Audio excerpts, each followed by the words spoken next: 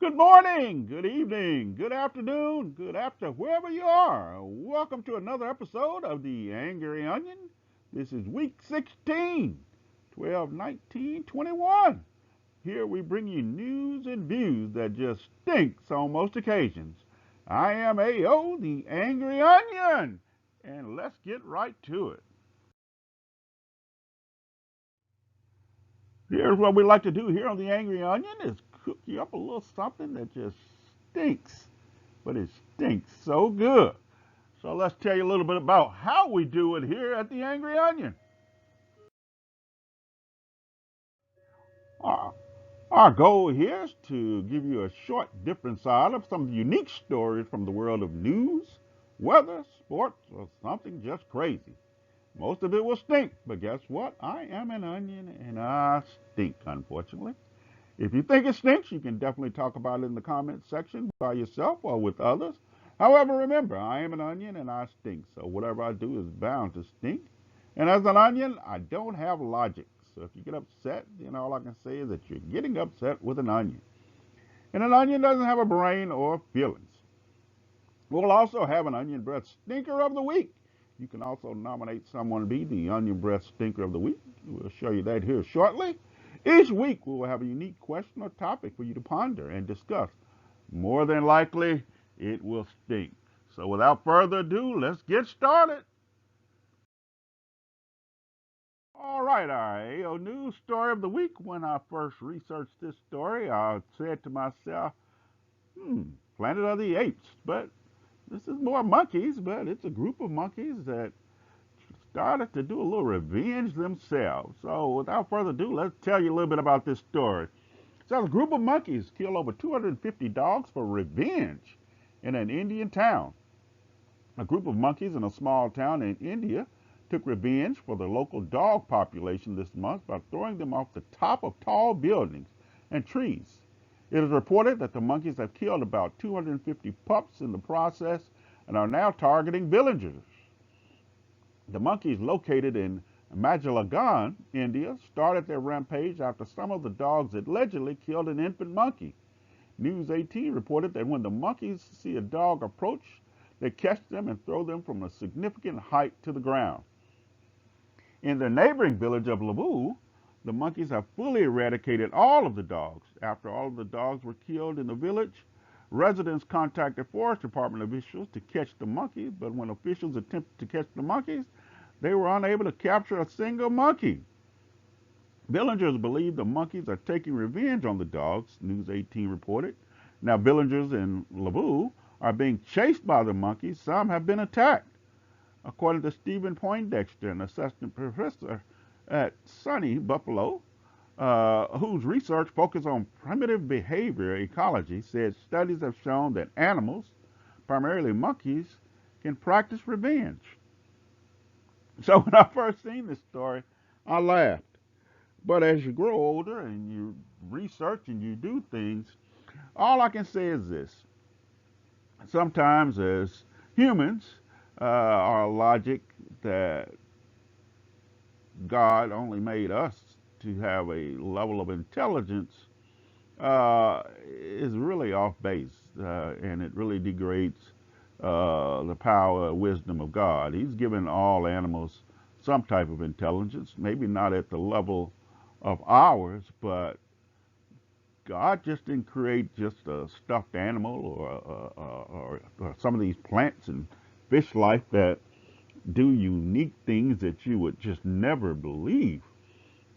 Here's a situation where you know animals have certain types of feelings. You know they may be a little different than ours, but they have some type of feeling.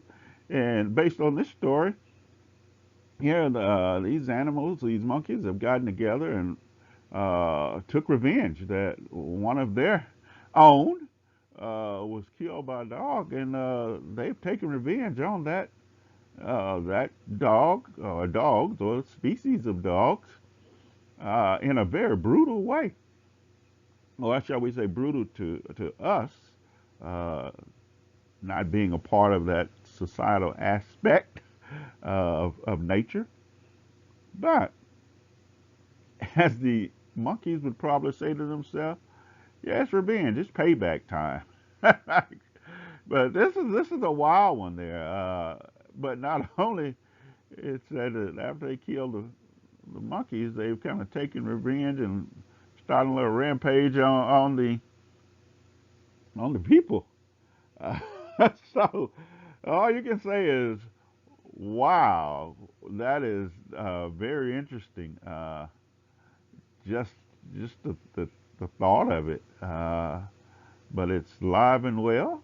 So all I can say is the monkeys are taking care of their own, and we'll try to keep you updated on the latest news coming out of this particular country in India.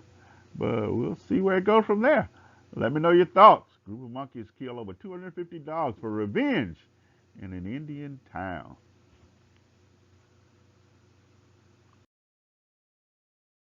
All right, time for a little Angry Onion sports. We didn't report on the Urban Meyers firing, but we originally reported on Urban Meyers and some of the behavior challenges that he was having, and mainly at his own restaurant bar, where video and pictures showed him with a woman that wasn't his wife. I'm not saying anything beyond that, but there was some dancing, it looked like some flirting. But it wasn't his wife, and we did report on that.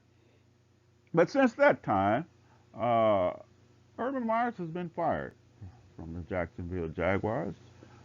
He's one of probably go down as one of the greatest, one of the great college football coaches, but it just didn't pan out for him in his 11-month tenure with the Jaguars. But now the story changes a little bit more. It says Jags fired Meyers for calls. Don't intend to pay him. So former Jacksonville Jaguar coach Urban Meyer was fired for cause, and the team does not intend to pay him for the final 4 years remaining on his contract. A person familiar with the termination told the Associated Press. The person spoke to the AP on condition of anonymity Saturday because neither side has publicly discussed the details of Meyer's termination. It remains unclear how much Meyers made annually. ESPN first reported Meyers being fired for cause. Owner Shad Khan dismissed Meyers early Thursday after weeks of analysis that focused on Meyers' mounting public blunders and even more missteps behind the scenes. The person said firing Meyers for cause was not tied to any one incident during his 11-month tenure. Florida is an at-will employment state, meaning employers and employees can terminate employment at any time and without any advance warning. That could make it tougher for Meyers to prove he was wrongfully fired or should be owed the remainder of his contract. It's common for disputes regarding negated guarantees to be negotiated by the two sides in hopes of finding an amicable resolution that would avoid a lengthy and potentially expensive legal battle. Yeah, it's not too often that a coach, whether it's in the professional ranks or the college ranks, if they're fired, their contract is usually paid out. You've seen a lot of recent college coaches firing. They'll get paid out the remaining of their contract. We talked about Ed Oregon out of LSU. He's one to do that. But however, the last two coach firings here in the NFL have been deemed for cause. And being for cause, employers will automatically say that you breached your contracts and therefore you're being fired for cause. John Gruden of the Las Vegas Raiders was the first, and now we see this happening with Urban Meyers here. Uh, Now, that's I see companies or professional teams pushing back. If you think about Urban Meyer's contract, it's a 4-year contract, and he's only in year one. He really hadn't even finished year one out, and we're talking about owing him another 3 years, uh, of that's due in that contract. So I could see the employer saying, no, we're not going to do that. But more than likely, they will get together, and I'm pretty sure the owner, Shad Khan, and his staff will probably come to some negotiations with Urban Meyers and his attorneys of an amicable deal to resolve it, and both parties go ahead and move forward. So, Jags fire Meyers for cause and don't end to pay him. Don't, as they say, I have no more money. Let me know what your thoughts are on this story.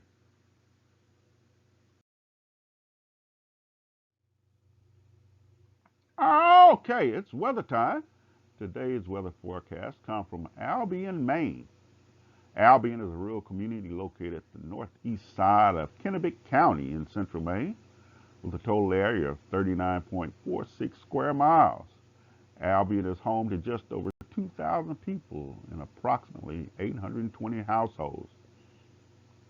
A big attraction there in Albion, the WW F Railway Museum is a big attraction near Albion.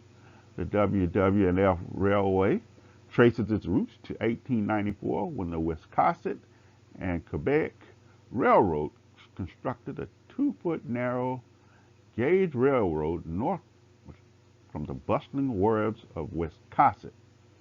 Far short of its international delusions of grandeur, the railway of big dreams and little wheels only reached Albion, Maine. So, if you're ever in Albion, go take a trip to the WW&F Railroad Museum. Weather forecast for this week's in Albion. We'll see temperatures in the upper 20s during the week and the upper teens at night. So the good citizens of Albion are definitely feeling winter. While some of us, especially down here in the South, one day it's 84 degrees and the next day it's 32 degrees. We really don't know what we're doing. So thanks once again to the loyal and wonderful citizens of Albion, Maine for bringing this week's Angry Onions weather.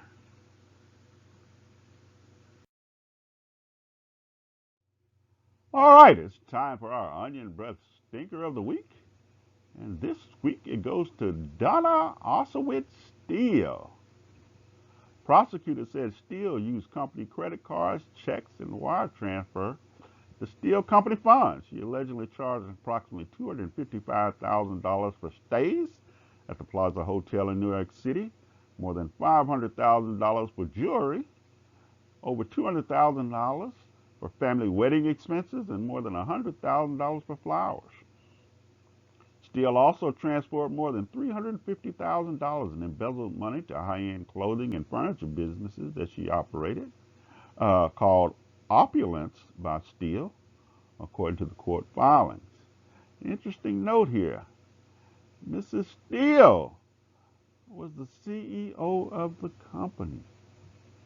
And so she was doing a little stealing there and living on the high end of life, at least from a materialistic standpoint. But she's been caught. So here's to you, Miss Donna Osowitz Steele. You are this week's Onion Breath Stinker.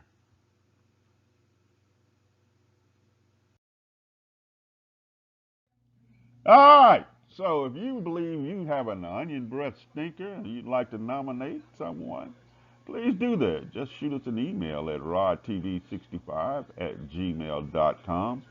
Let us know why you're nominating that person, and we'll try to get them there. You don't have to send us a picture. You just let us know that they stink, you know. And guess what? Others may say they stink. Others may say, well, this whole process stinks. But guess what? I'm an onion, and I'm supposed to stink. All right? Okay. Let's move on. Our stinker question of the week this week is, do you remember aerosol deodorants? Does anyone still use them? So for those that may not know, aerosol deodorants are a misted spray that you spray out of a can. And from a deodorant standpoint, you spray out of a can under your arms, where most of us today may use a stick or a roll-on type deodorant. But aerosols used to be extremely important back a while ago. I'm not going to say back in the day, a while ago. Now, don't get it mixed up with body spray. This is not body spray. This is actually deodorant that you sprayed under your arm. Uh, and I remember using it early in my life. One, when it hit your arm, it was very kind of cold. Two, uh, if you had any openings in your pores that were not of the norm, of course, there's always openings in your pores, but let's say cut or something like that, man, it stung. It burned when it would go on. So I do know aerosol deodorants are still made, but the question is, do you remember them, and do anyone still use them? Let us know in the comments section. Talk about yourself. But once again, our stinker question of the week is, do you remember aerosol deodorants? And does anyone still use them?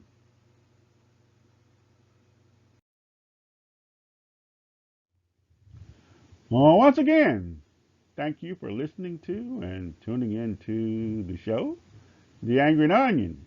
It stinks and it will continue to stink. But remember, I'm an onion. Ayo, I'm the angry onion, and everything that I do stinks.